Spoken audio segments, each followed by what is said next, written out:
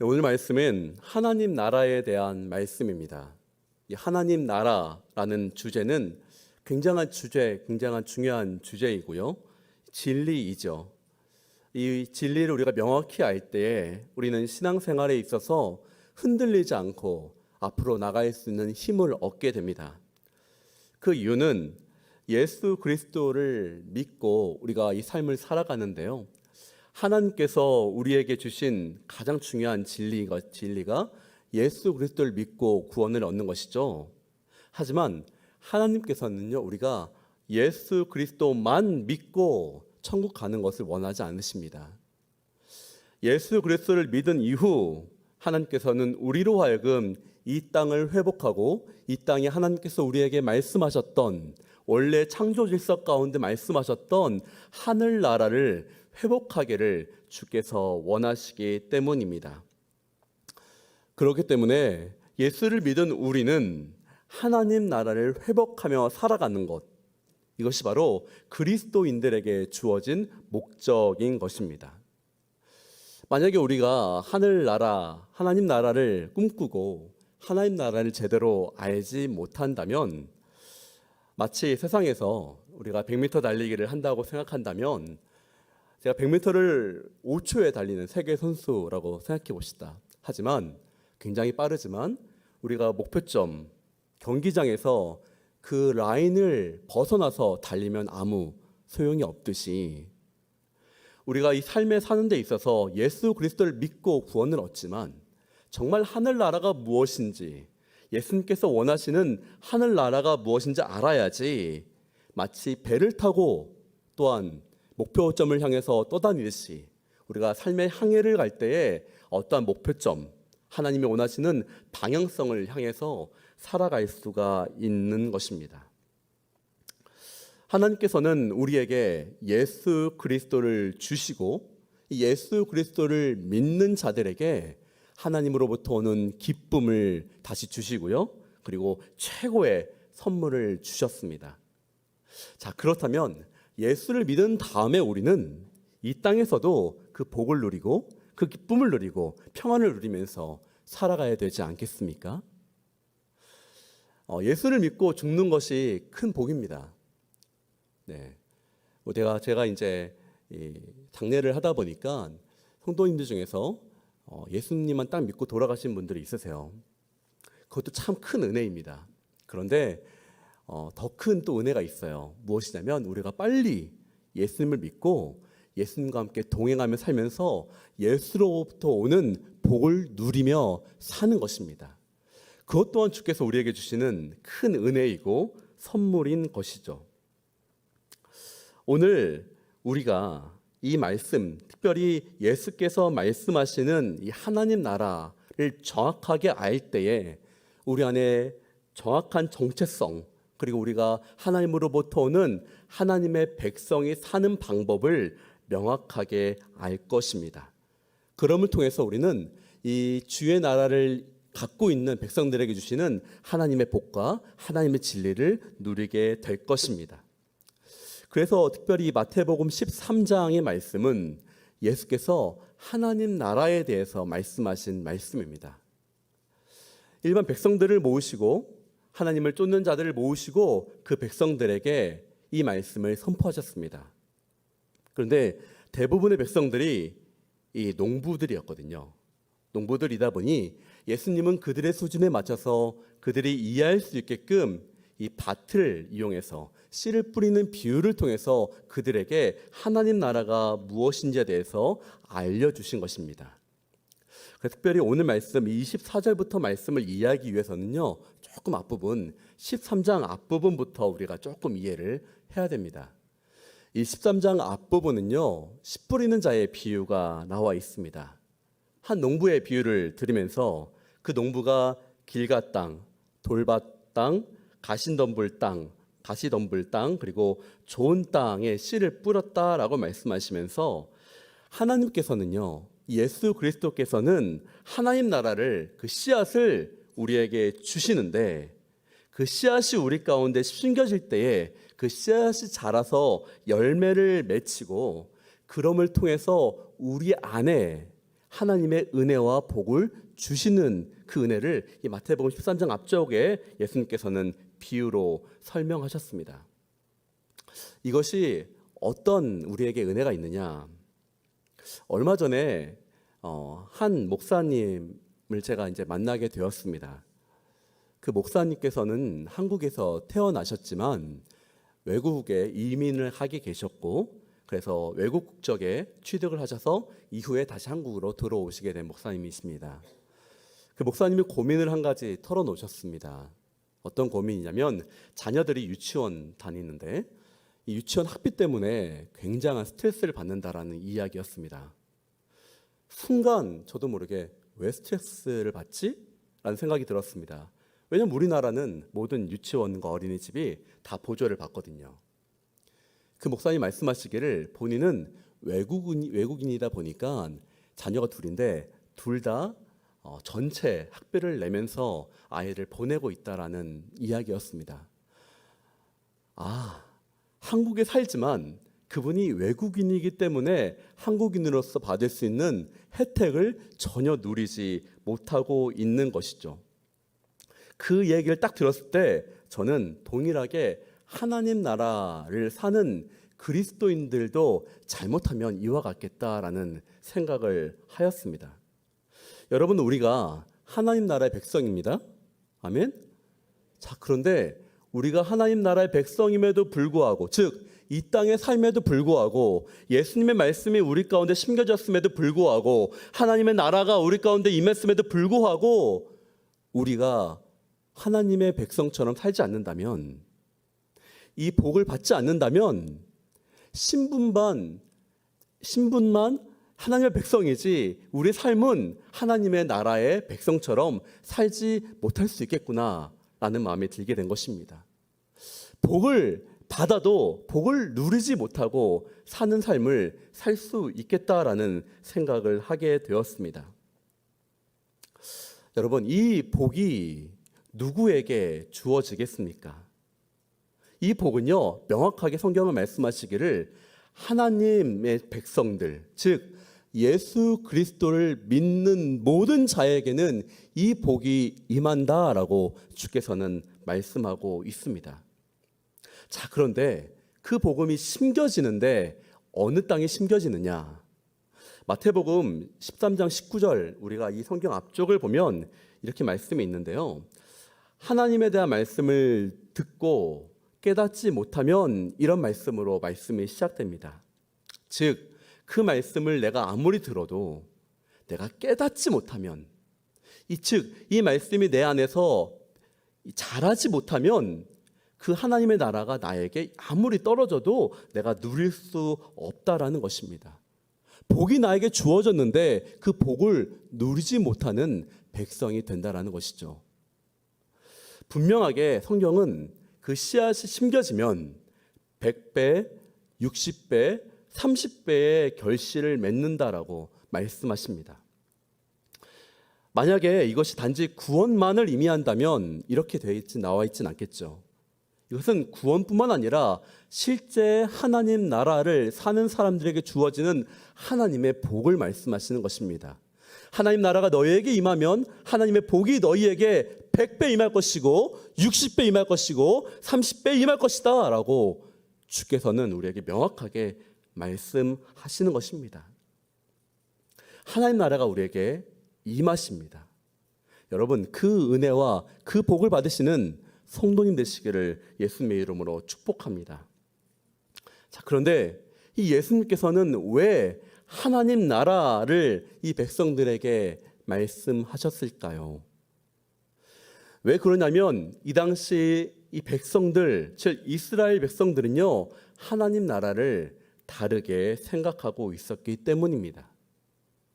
그들은 하나님 나라를 파라다이스, 현실에서 이룰 수 있는 육체적 쾌락과 육체적 평안과 육체적 안락을 줄 수 있는 곳으로 생각을 하였습니다.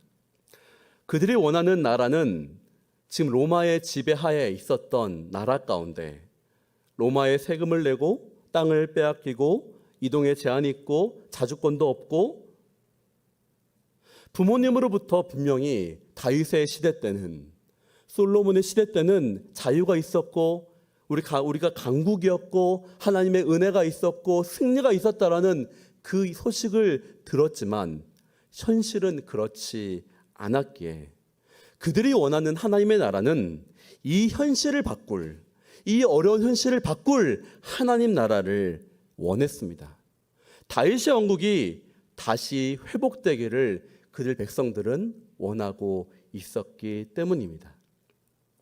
그런데 그렇게 생각하고 있는 그 백성들에게 예수님께서는 하나님의 나라가 이렇다라고 말씀하시면서 지금 바로 이 시간 너희의 현실에서의 나라가 바뀌는 것이 아니라 듣는 너희가 이 말씀을 듣고 깨달으면 이 말씀이 너희 마음 가운데 들어가서 너희 심령 가운데 심해져서 너희 마음 가운데 하나님 나라가 이미 임했다라고 예수님께서는 그들에게 말씀하고 있는 것입니다. 이스라엘 백성들이 생각하고 있었던 하나님 나라하고는 완전 다른 하나님 나라를 예수께서는 말씀하고 있는 것입니다. 여러분, 우리 또한 그러지 않습니까? 우리가 삶을 살면서 우리 또한 하나님 나라를 구합니다. 주여, 우리의 가정 가운데, 우리의 일터 가운데, 또한 혹시 문제가 있다면 우리 자녀들 가운데, 부부 가운데 하나님 나라가 임하게 해달라고 우리는 간구합니다.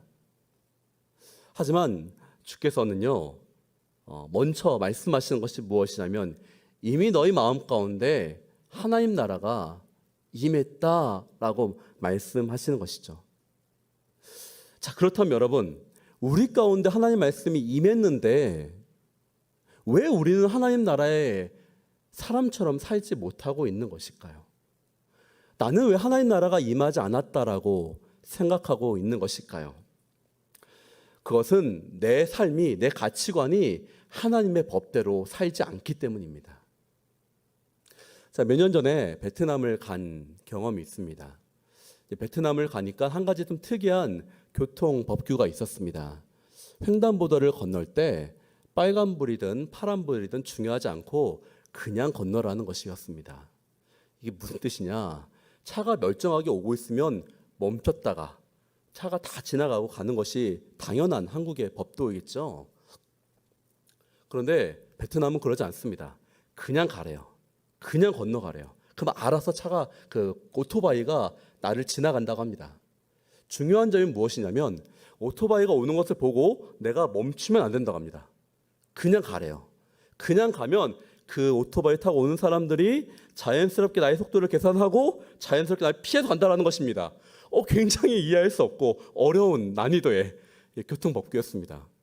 그런데 실제로 그렇게 하더군요. 베트남 사람들의 곰곰이 보다 보니까 그냥 가더군요. 그리고 그 오토바이들이, 그 수많은 오토바이들이 지나가는데 알아서 잘 지나가더군요. 저는요, 베트남에 있었지만 도저히 어렵더라고요. 마음이 자유함이 없었습니다. 불안하고요. 이 베트남 사람의 같은 그런 자유함이 나에게 없었습니다. 왜냐하면 저는 외국인이었기 때문입니다. 여러분, 영국에 가거나 일본에 가거나 다른 나라에 가면 차가 운전대가 우리나라 왼쪽이죠. 근데 그거는 오른쪽에 있습니다. 교통법규가 우리나라하고 다릅니다. 그렇기 때문에 우리나라 사람들이 외국에 갔을 때, 특별히 이쪽 영국 쪽이나 우리나라와 다른 교통 시스템에 간 곳에든 가면 이 운전석을 적응하는 데 시간이 걸린다고 하더라고요. 하지만 그곳에 가서 내가 그 나라 법을 따르기 싫다라고 얘기할 수 없습니다. 반드시 그 나라 법을 따라야지 그 나라로부터 오는 유익을 누릴 수가 있는 것이기 때문입니다. 자, 그렇다면 여러분, 제가 이런 이야기를 한 이유가 무엇이냐면 그리스도인들에게 있어서 우리에게도 하나님의 법도가 있고 하나님의 윤리가 있으며 하나님의 법이 있습니다. 근데 우리가 그 법을 따르지 않으면서 하나님으로부터 오는 복만이 바란다면 우리는 하나님으로부터 오는 진정한 복을 누릴 수가 없는 것입니다. 우리가 그 나라의 법을 따르고 하나님으로부터 오는 그 규칙을 따라만 살 때에 우리는 하나님으로부터 오는 그 복과 은혜를 누릴 수가 있다라는 것입니다. 자, 그런데 또 더 놀라운 것은 무엇이냐면 이 예수 그리스도께서 말씀하시는 복이 세상의 복과 다르다라는 점입니다. 우리가 각 나라마다 주어지는 복지가 다르듯이 세상으로부터 오는 복지와 하나님으로부터 오는 복이 명확하게 다르다는 것을 우리 그리스도인들은 명확하게 알아야 되는 것입니다. 여러분, 우리가 생각하는 하나님의 복은 무엇입니까? 좋은 차, 좋은 집, 자녀가 좋은 대학 가는 것, 좋은 직장을 갖는 것, 혹은 내 아내나 남편이 승진하는 것, 돈을 많이 버는 것, 병이 낫는 것, 우리 이런 것들을 복이라고 생각하기도 합니다. 하지만 주님께서 그렇게 말씀하십니까? 예수님께서 그것이 복이다라고 말씀하십니까? 그렇지 않다라는 것입니다. 예수님이 말씀하신 복은 명확하게 다릅니다. 마태복음 1장 5장 1절부터 보면요, 팔복에 대해서 나옵니다.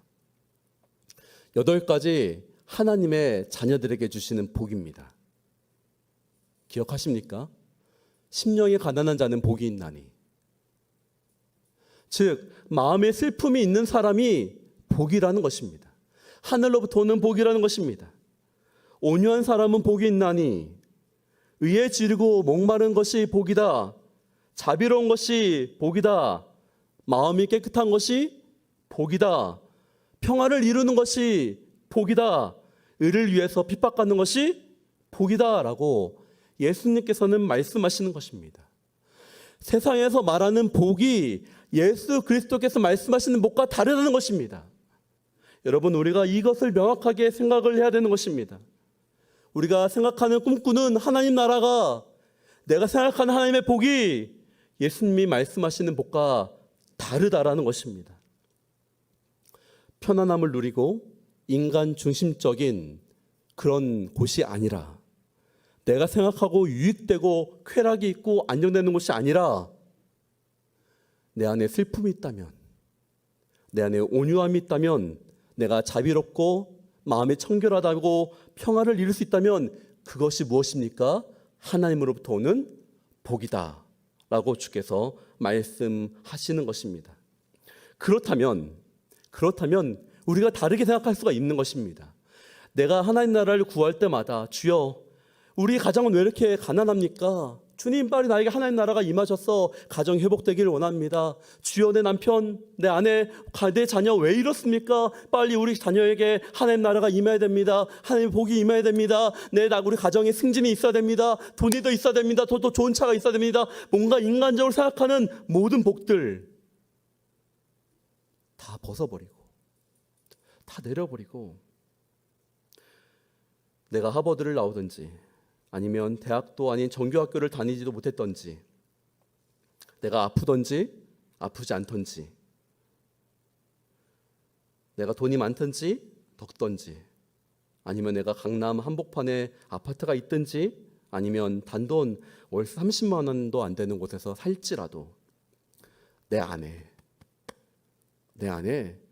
하나님 나라가 있다면 그것을 우리는 하나님의 복을 지금 받고 있는 것입니다. 그래서 예수 그리스도께서 이미 너희 안에 하나님 나라가 임했다라고 말씀하시고, 너희 안에 예수님의 씨앗이 심겨졌다라고 말씀하시는 것입니다.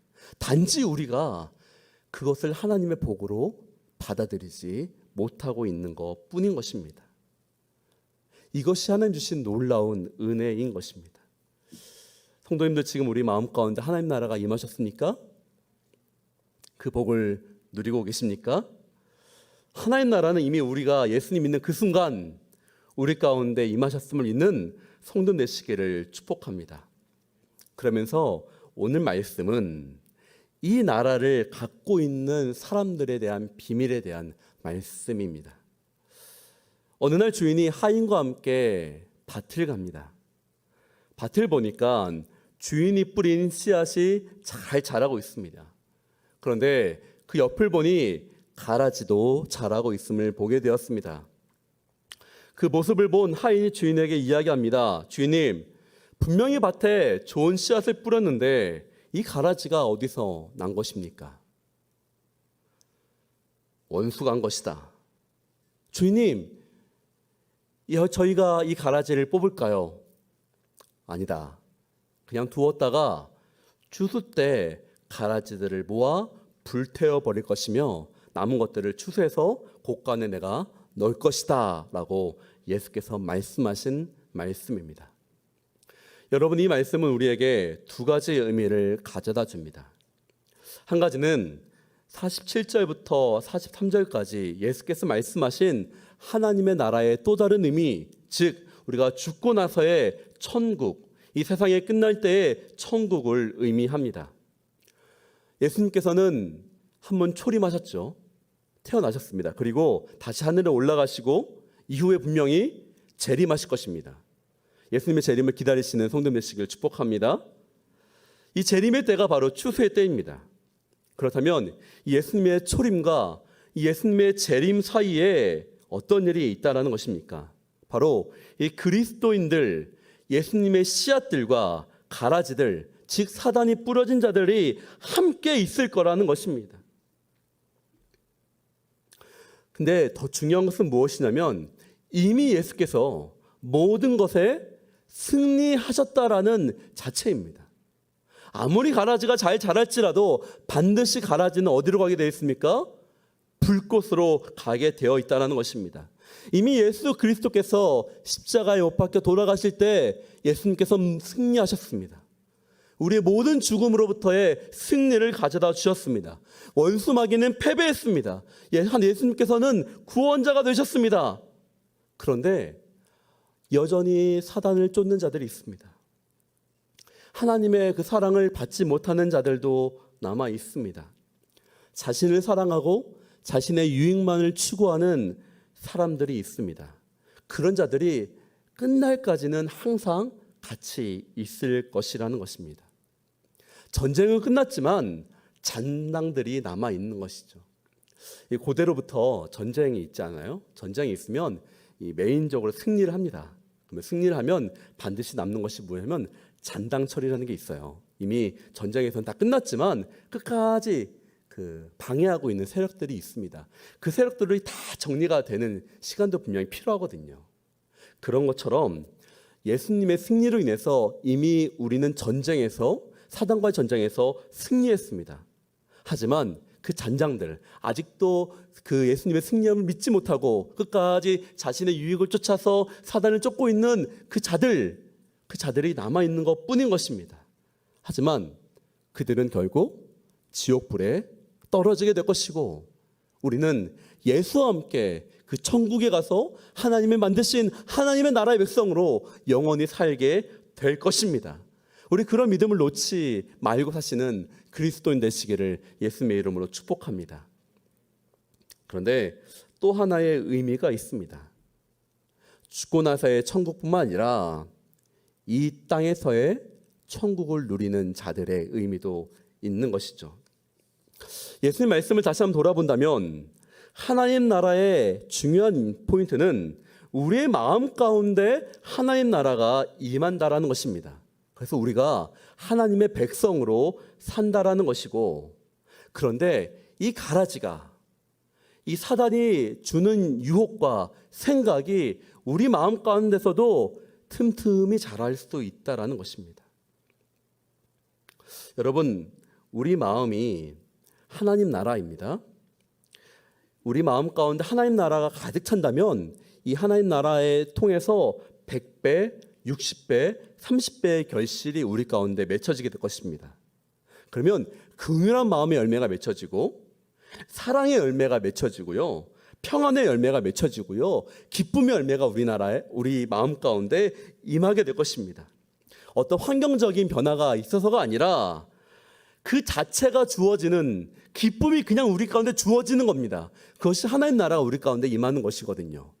환경이 변해서가 아니라 어떤 내 남편이 변하고 아내가 변하고 내가 원하는 어떤 직장의 승리가 일어나고 돈이 더 많이 생기고 자녀가 생기고 그래서 하나님 나라가 임하는 것이 아니라 그냥 그 자체가, 하나님 나라 자체가 내 마음 가운데 있기 때문에 우리 안에 기쁠 수 있는 거예요. 우리 안에 하나님의 나라가 임하고 평안이 임하고 하나님의 승리가 있는 것입니다. 그런데 가라지가 있다고 했잖아요. 가라지가 있으면 우리는 자꾸만 가라지를 보게 됩니다. 우리 마음 가운데 하나님의 나라가 임했음에도 불구하고 우리는 자꾸만 가라지에 집중하게 됩니다. 이 가라지는 무엇입니까? 사단으로부터 오는 유혹과 욕심입니다. 외부 환경에 집중하게 됩니다. 내 자녀의 문제에만 집중하게 되고요. 사업의 문제에 집중하게 되고요. 교회의 문제에 집중하게 되고요. 상사의 문제에 집중하게 되고 부부의 문제에 집중하게 됩니다. 하나님 나라가 나에게 임했음을 보는 것이 아니라 하나님 나라가 주시는 열매를 보는 것이 아니라 가라지를 보게 되는 것입니다. 주님, 언제 하나님 나라가 나에게 임하겠습니까? 빨리 나에게 이 문제를 해결해 주셔야지만, 이 육신의 문제를 해결해 주셔야지만 우리 마음 가운데 하나님 나라가 임한다라고 우리는 속게 되는 것입니다. 그러면 분명히 우리 마음 가운데 하나님 나라가 임했음에도 우리는 그 100배의 은혜, 60배의 은혜, 30배의 은혜를 누리지 못하고 가라지에만 집중해서 하나님 주신 복을 다 내어버리고 가라지만 쫓는 사람이 될 수 있다는 것입니다. 사단이 그걸 원하는 것입니다. 그래서 끊임없이 우리로 하여금 문제에 집중하게 하는 것입니다. 가라지를 뽑아야 돼. 가라지를 뽑아야지만 네가 잘 될 수 있어 라고 이야기합니다. 하지만 그것은 거짓입니다.